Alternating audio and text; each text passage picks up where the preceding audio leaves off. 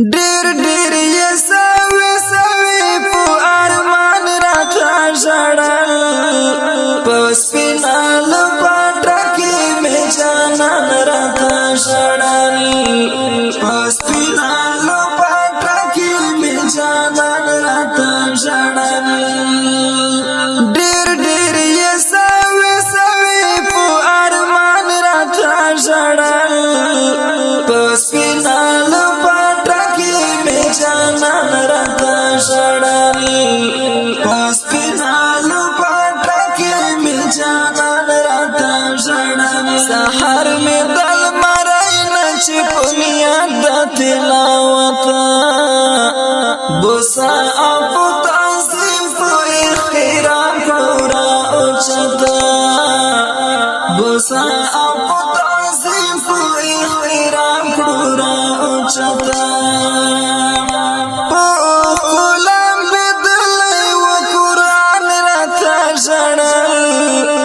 سپینا لپټه کې مې جانان راته ژړل سپینا لپټه کې مې جانان راته ژړل ډېر ډېر یې سوي سوي په ارمان راته ژړل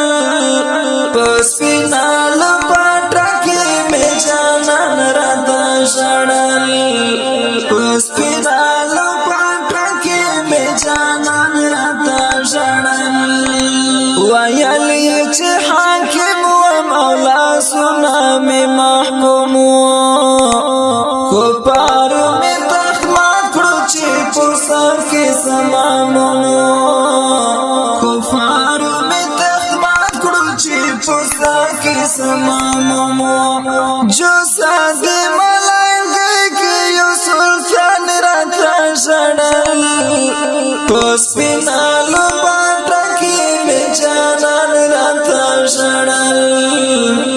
سپینا لپټه کې مې جانان راته ژړل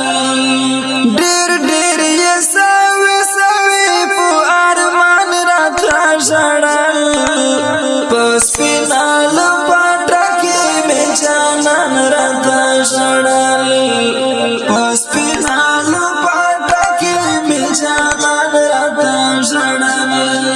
چشمان میں سرپا خواو شاڑی دو پو شاہدانو خپاو دیر خپالا ڈلر خورو مسلمانو خپاو دیر خپالا ڈلر خورو مسلمانو واللہ چد طالبی پو ہجران راتا ژړل سپینا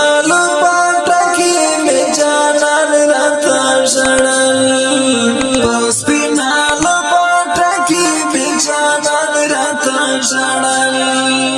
ډېر ډېر یې سوي سوي په ارمان راته ژړل سپینا لپټه کې مې جانان راته ژړل سپینا لپټه کې مې جانان راته ژړل د ویل چې مسلمانو رانه غوس کړل اندامونه کړل خزان فیلمانه جهان دي ټول آیتونه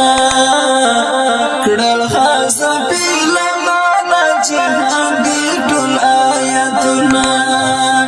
سینا یې درد دورو مګران راته ژړل سپینا لپټه کې مې جانان راته ژړل سپینا لپټه کې مې جانان راته ژړل ډېر ډېر یې سوي سوي په ارمان راته ژړل سپینا لپټه کې مې جانان راته ژړل سپینا لپټه کې مې جانان راته ژړل دا خیال د تصور د مولانا حلیم صدیق دی بزړه وزیر یې داسې عکس کړی چې لایق دی بزړه وزیر یې داسې چې لایق دی مجبور یې کړم لیکلو ته ګریوان راته ژړل په سپینه لپټه کې مې جانان راته ژړل په سپینه لپټه کې مې جانان راته ژړل